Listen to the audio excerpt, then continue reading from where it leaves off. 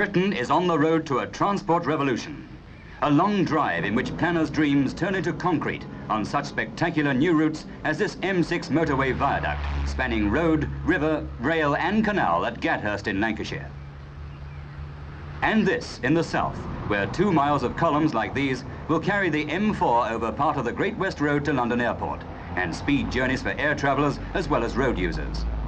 Compared with the rest of Europe, we're late starters, but Britain today has 1,000 miles of motorways either built or planned, part of a £100 million a year programme needed to keep up with a hurrying world for a growing population that's both busier and better off.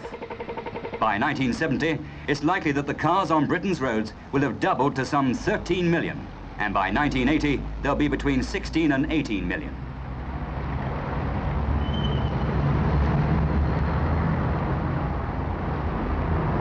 For years, Britain has been handicapped by a road system geared to a bygone age, with traffic jammed at times to a standstill on roads that were never made to take so many family cars. A system where half the traffic has been carried on 6% of the roads, where awkward loads like this were never bargained for. A system completely inadequate for a nation which must live by trade with the rest of the world. And by 1980, our roads will have to take twice as many goods as are sent today. And our ports, out of date. For the first time this century, they've now been examined to see what's needed to make them efficient.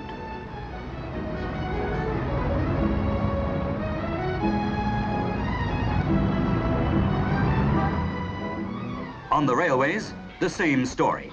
An archaic system laid down by cheap labour in the age of Victoria, forming what's been called the most extravagant railway system in the world. But now, modernisation and efficient new marshalling yards like this at Carlisle, one of the most advanced in Europe.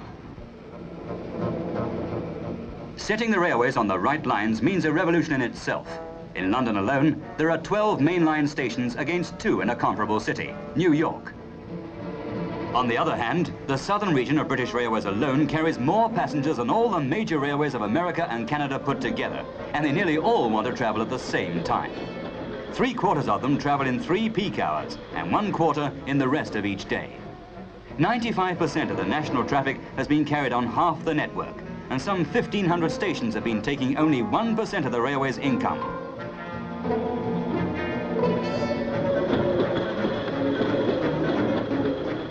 Under the Beeching plan for hauling the railways into modern times, the idea is to stop losing money on services that aren't used and to concentrate on those that are needed. Today, a better deal for those who pay the fares, a faster, smoother ride with the emphasis on passenger comfort.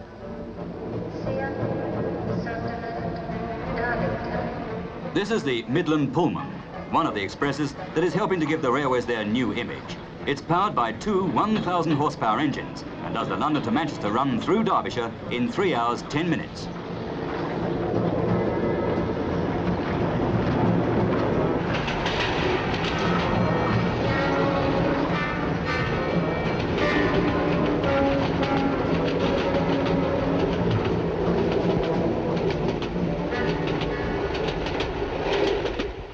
It's a train with services like those of a top hotel, catering for the international businessman as well as the ordinary passenger. You can even wine and dine on credit. And instead of having to peer out of the windows to know where you are, the conductor tells you over the loudspeaker.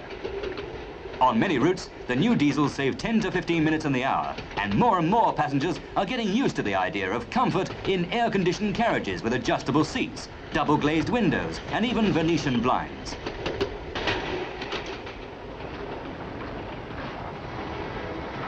And they're out to win freight from the overworked roads. Already, more than 1,000 diesel-hauled goods expresses are operating between Britain's main industrial centres. Trains like the Condor, non-stop every night between London and Glasgow in less than 10 hours.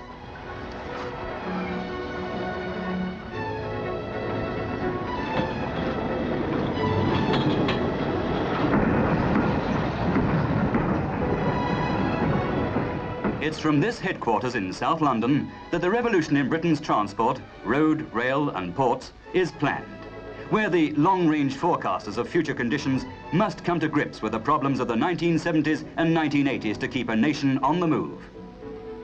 Are we getting full value for the hundreds of millions of pounds of public money now being poured into transport? Is the balance right between roads and railways and coastal shipping? The section of the Birmingham-Penrith motorway, being opened here, cost £750,000 a mile to build. It takes the load from perhaps the worst stretch of trunk road in Britain, a road passing for more than half its length through built-up areas.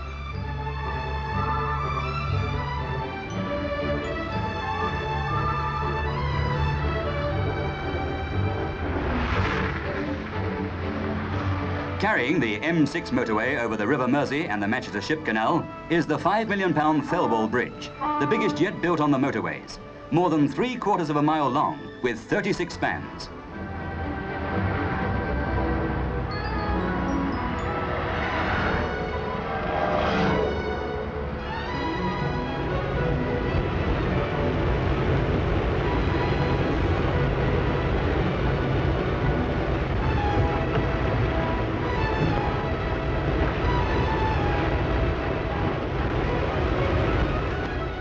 Running north from Penrith, the M6 will skirt Carlisle, where the railways have moved into the electronic age with those new marshalling yards. It's all part of a plan to cut waste and delays, with a few yards like this taking over from clusters of older, badly sited yards. By pressing a button in the control tower, the operator sets up controls for the assembly of an entire train even before shunting begins.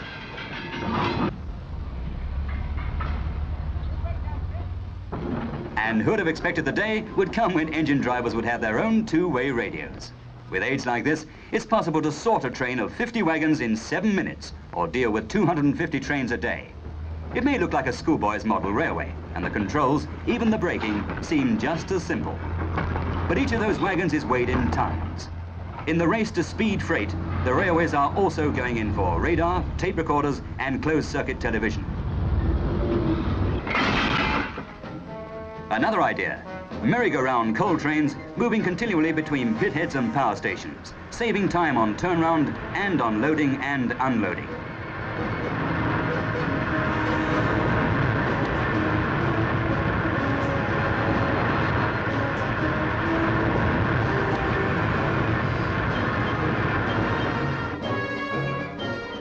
New methods of handling, new wagons like these, styled for use on the continent, carrying goods in and out of Britain. They're part of the transport revolution that's using new ideas and new techniques on a scale undreamed of even a short time ago.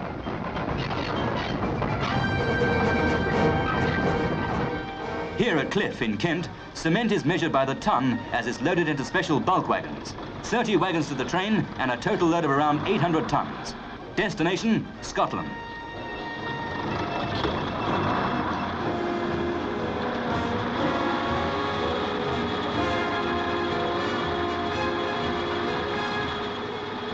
When emptied, the wagons are worked straight back to Kent, a round trip of 900 miles taking 44 hours. As Britain's trade grows over the years and more goods must be moved more efficiently, a third branch of the transport network will have to come up with the times. Britain's ports. Here at Liverpool is one of the few major developments of recent times, the Langton Canada Lock, a £20 million new entrance setting the pattern of things to come. But the fact is that Rotterdam has more deep water berths for large cargo ships than the whole of Britain.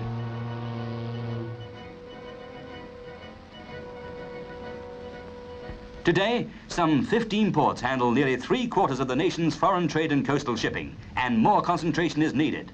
High on the list for development is Southampton, home of those prestige liners of the Atlantic, the Queens, and in the eyes of the planners, a natural tradesman's entrance into Britain. But new docks take years to build, and time is vital.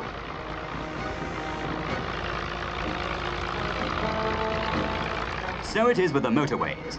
The excavations alone are a vast project.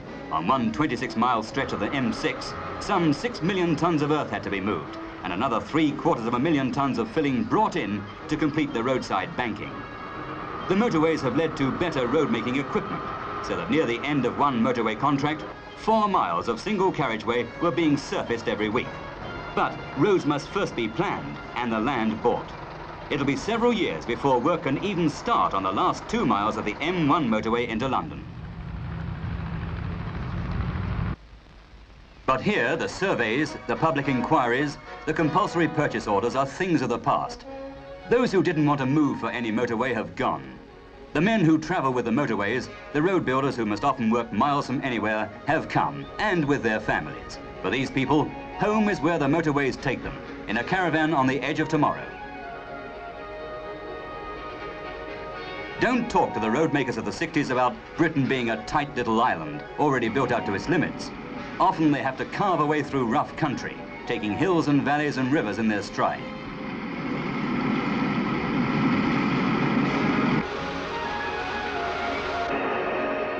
Here, on the heads of the Valley Road in South Wales, where conditions are among the hardest in Britain, they're spanning a gorge.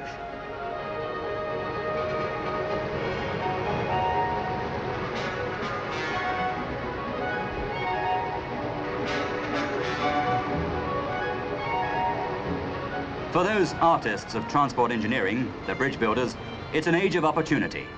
To bring variety and interest to the motorway bridges, they're encouraged to use imagination and artistry, as well as new materials. On this length of the M6, 81 bridges, 3 miles of them.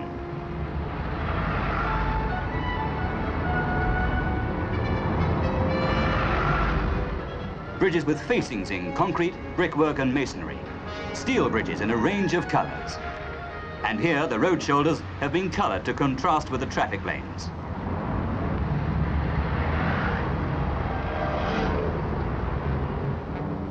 Bridges can be things of beauty or eyesores, so designs are first checked by the Royal Fine Art Commission.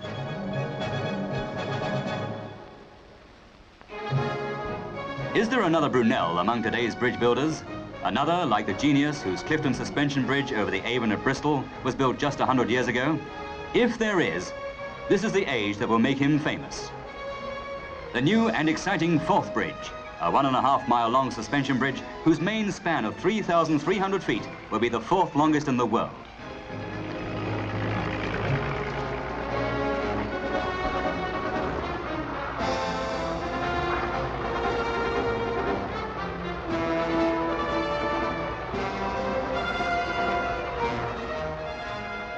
And here, the bridge over the Medway, whose builders have created a new record.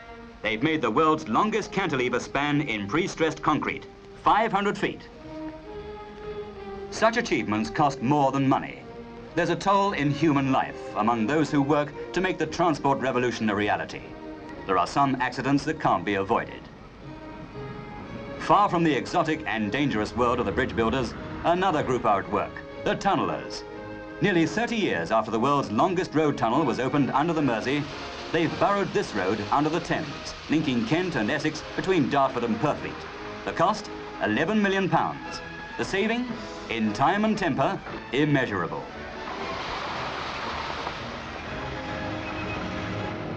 For those behind the transport revolution who have to look 10, 20 years ahead, one of the biggest problems is the traffic jam.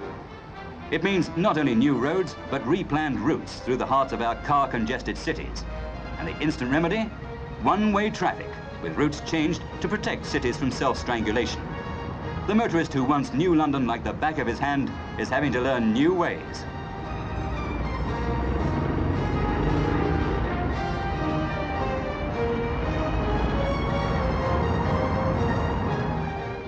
And he'll have to get used to new traffic signs and symbols. It's the continental look for the future. Style that's both up-to-date and clear. Keeping traffic moving in an age of change can involve fast work at the crossroads. To make room for the rebuilding of the underground station below, this steel umbrella had to be placed over Oxford Circus during one August bank holiday weekend. It's a 600-ton steel bridge with 4 approach ramps, a battleship deck with a road surface on top, as it's been called.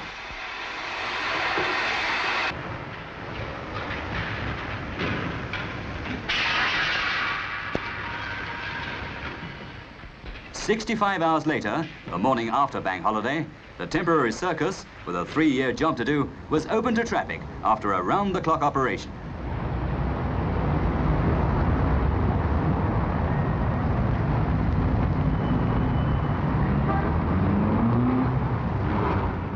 And now, another part of the 1,000-mile motorway network of the Master Plan for Britain's roads is ready for traffic. It's a section of the M2 between London and Dover, the motorway that gives continental visitors their first impression of the changes on Britain's roads.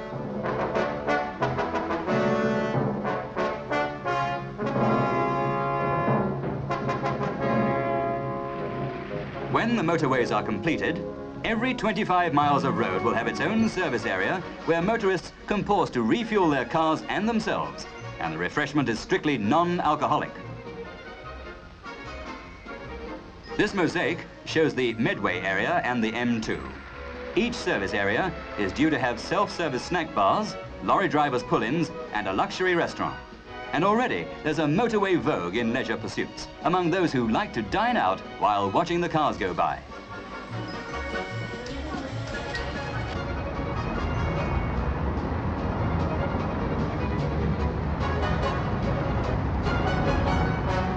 The pattern of tomorrow's transport is already taking shape. Long-distance coach services are on the increase, and the motorways have their own expresses travelling at 70 miles an hour between the major cities. The railways, too, are cutting their times and are all out to win a growing slice of the goods carried between the main industrial centres.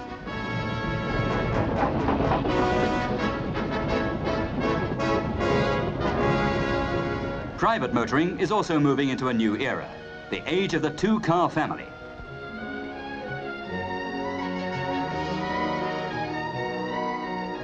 It's a challenge to the road planners who have to bargain for around 18 million cars on our roads within the next 20 years. Already, for the first time, 1 million new cars are coming onto the home market in 1 year. More than 500,000 more are being sold abroad every year as part of a growing trade that will involve the movement of twice as many goods in 1980 as are carried in and out of Britain today.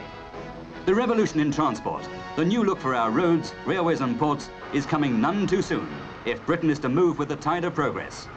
This is the measure of what a coordinated transport system means to Britain.